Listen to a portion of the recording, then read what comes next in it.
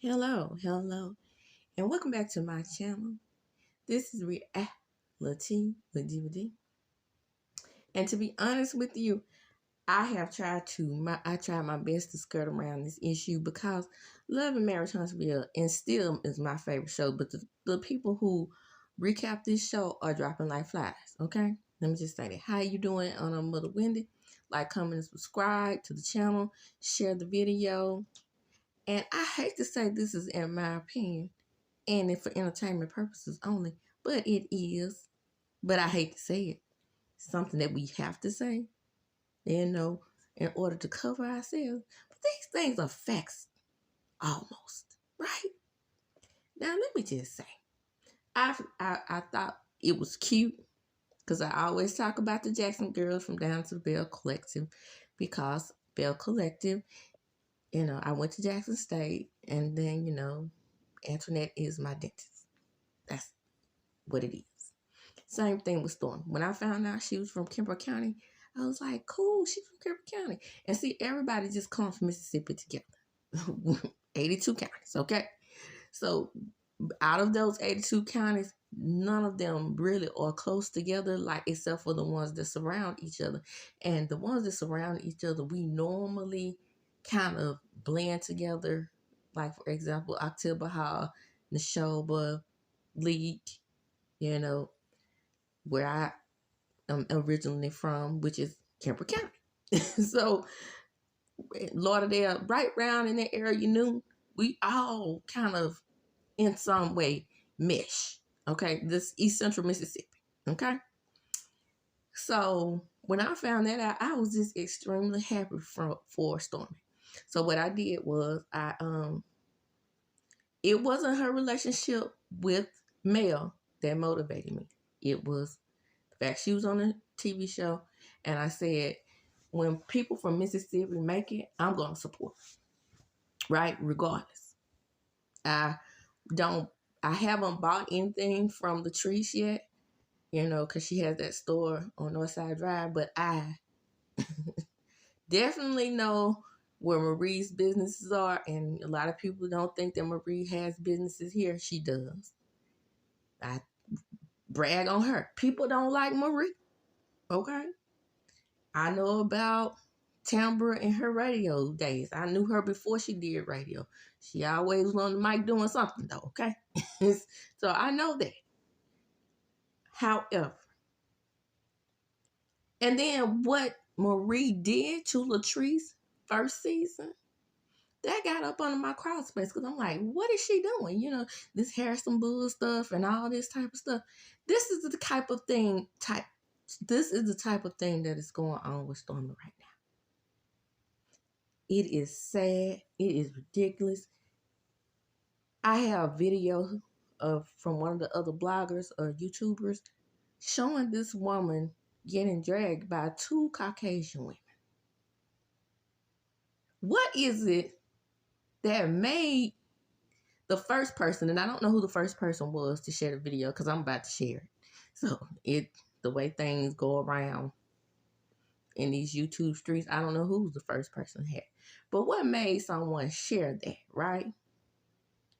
Were you trying to share it to help Stormy? Help Stormy business get better? Or her customer service get better? I think not. I think the reason why the video is being shared the way it is on YouTube is because she has an issue with Melody. I'm just keeping it 100. Somebody has to. And this is coming from somebody who truly likes Melody. And I said in my toxic fandom video, and I made it clear, no, I don't think Melody has control over her fans. You cannot tell a grown person what to do. However, if she even suggests something, let me repeat, even if Mel suggests something, 9 times out of 10, her followers do kind of lean toward whatever she says. Like if she came out and said tomorrow, well, guys, I'm so disappointed. I'm so disappointed in y'all. Look, let me tell you something. My issues with Stormy are not y'all issues. And, I myself use Stormi's body glaze, and I don't want to hurt no black woman. You think that another damn video will come out about her having bad customer service? I don't believe it will. Okay, there go my opinion right there. I really, honestly don't believe it will.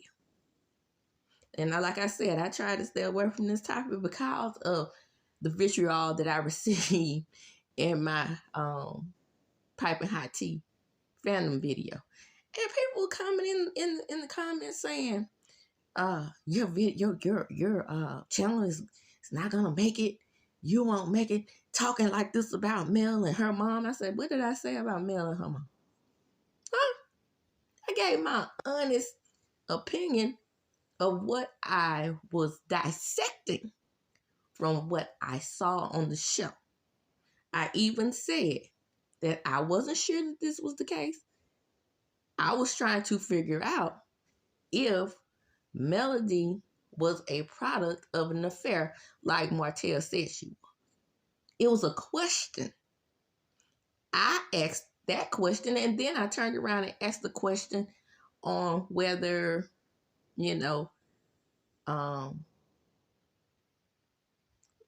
why didn't Melody's sister gravitate towards her the way Marcus did? Two different people, but my understanding is that they came from the same mom and dad. Marcus and the young lady, I think her name was Indigo or India or something like that. Hey, this is going off memory. I didn't take not one note about that because I wasn't even doing recaps then. I said all that to say there is an influence there. Regardless as to whether you want to believe it or not. And people were coming in my comments talking about, she can't control her fans just like Beyonce can't control her fans. Again, I even gave an example. When Beyonce speaks, whenever she does speak, which is hardly ever, whenever she does speak, she moves mountains. And Beyonce not speaking is her protection. Beyonce is a Virgo, okay? And Beyonce is very withdrawn, okay? And that's partially because she's a child star or whatever. That goes without saying. Most of the time they are withdrawn like that because they missed out on something growing up. Now, from what she says, Matthew and Tina tried to give her the best childhood possible, but how could you give her the best childhood possible when you had her in every club, no matter what little local competition was going on? She wanted to do it though. Don't get it twisted. I don't think that he was like the dance moms and forcing her or anything like that. I think these were things that she wanted to do. Circling back to Stormy and Melody. Do I think Melody can make people, stop, in some kind of way almost harassing this woman? No, I don't think that.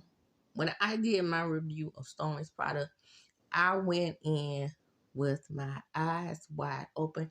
I had expected to get my product long time ago days. That wasn't the case. And she, like I said, she kept, or whoever it was, excuse me, because this is late at night I'm doing this video, because I'm kind of irritated in a way for her, because I hated to see these women dragging her on TikTok and then so many of people in my peer group supporting this. But if they didn't get their product in a timely manner, everybody has the right to vent. I vent, but this is a small town. I vented about one day this guy in the store wouldn't give me half price just as a courtesy because I had left my ground beef in the car. And instead of just saying, well, ma'am, I apologize, we don't give, half price or discounts for these type of things. That was your error. No, we don't do that. I wouldn't dare. I mean, what does that make? What sense does that make? Speaking to me like I'm a dog, right? So it's very hard for me to spend my money in places like that. Same thing with, Pizza Hut here. We have one, okay? So Super Bowl Sunday, it took them 3 hours to make my pizza, which I had ordered for in advance. That type of stuff that's bad customer service. I can understand you not wanting to spend your money with this. But, and then, I drag them on my Yelp reviews. I'm not going to even lie about that. And so, yes, you have the right to drag somebody on your Yelp reviews or whatever. But have you tried the product? Do you like the product? These are questions that I need to know. What is it about this woman that's making you so upset that you have to, get online and drag her product that you haven't even tried? Were you one of those Caucasian women that didn't get your stuff on time? And what I mean by is, yes, I have seen the Yelp reviews where some people didn't get their stuff on time, but I'm saying that's not the majority. It's a very, very small minority. And like I said, they do have the right to speak on their experience. But what I disagree with is us as YouTubers, because of a situation that's going on a show that she's on, agreeing with them. My thing is, if you cannot speak personally on that experience, then why are you sharing it? Why do you feel the same way that these two Caucasian women feel? Because I guarantee you, if you try the product, you'll definitely change your mind about it. Because when I say that body glaze is the truth, and I don't have any biases here, I'm talking from experience. I'm talking from using the product every night and going 24 hours smelling like the product, whichever one I use. I haven't tried the lemon zest or whatever, but Stormi's marketing team can't force me or coerce me into trying something that I have not experienced. Like that lemon glaze and some of these other scents that may be on there, they've been sending me like emails, telling me to try those too. No. I'm the type of person that waits until I'm done with the product before I order some more. Same thing with her hair growth serum. Baby, you don't need but a little bit. I had that hair growth serum almost a year. No matter how many emails she sent, I still wouldn't buy anymore. But I had already purchased the product, tried the product, and can give my honest opinion on the product. Same thing with the Full Blossom. It's called Full Blossom. It's supposed to be hair stimulating shampoo. And it's a whole line of that stuff in Walmart. What are we doing? She's braggadocious? Yes. Yes, she is. And so is Latrice, and so is Marie over there on Bell Collective. And in some ways, so is Mel. You telling me she not? Did you see the pictures during Christmas of the red bottom shoes? Did you see that? Or was that just me? It's nothing wrong with flaunting what you have sometimes. Yes, it's nerve-wracking, but it's the same thing that Maurice does. Same thing that Moisture Howard does. You talking about African American success. Of course, they're going to flaunt it. They weren't born into wealth like Candace over their own Real Housewives of Potomac, who knows how to, just subtly flow into showing her riches. Well, what, me? I don't know what you're talking about. Oh, I was born in the country club. See? Low key. But I don't think I've ever heard her mention that since then. She'll say that she has generational wealth. She didn't say that her mom was worth almost $30 million. She didn't say that. So it's going to be some type of braggadocio going on when people become millionaires. LL Cool J did it when he first started rapping. And a lot of rappers around him hated him because he did braggadocio rap first. Then came Biggie. But what we have to understand, that's sort of like a part of the game. She can give herself props for being the first black millionaire, probably in Kemper County, probably in the 4-county area. Why can't she big up herself for that?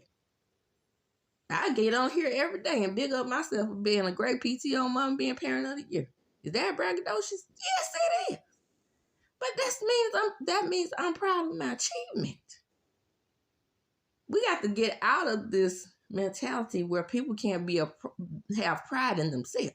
If you don't have pride in yourself, nobody else will. And with that, I'm gonna close. I'll be talking all night. Like, comment, and subscribe to the channel. Like, comment, and subscribe to the channel. Hit the notification bell button. Hit the notification bell button so you can be notified when I upload a video. And with that, I'm going to close. And as I do when I close, I'm going to chunk them up. Deuces. Again, just remember, how would you be if how would you feel if someone was constantly coming for your business? Or how would you feel if you made millions off that business and then someone was trying to backdoor hurt that business, in my opinion? Now, mind you, also, before I go, because I know I did my closing and everything, but before I go, I just want you to think about this one thing also. If you look back at some of the posts that we make as YouTubers, 9 times out of 10, you go back to look at some of those posts, we always celebrate our achievements on this web series or commentary that we do. Say you don't. When you get 100,000 subscribers, when you get 50,000, I have seen people throw parties for themselves on YouTube for getting 2,000 subscribers. You think I ain't gonna celebrate once I get monetized? I'm gonna have a nice crown upon my head, much like the Grand Dame. Yeah, I'm gonna celebrate. I'm gonna celebrate my achievement. Nothing wrong with that. And like I said, with that, I'm gonna close. Like, comment, subscribe to the channel. Hit the notification bell button so you can be notified. And share the video. You might get something out of it. There's nobody fucking there. Like, there's nobody to deal with your issue. So unless you want to be robbed, don't fucking buy from Candace Beauty. I'll tell y'all, I'm an esthetician. It is so much easier to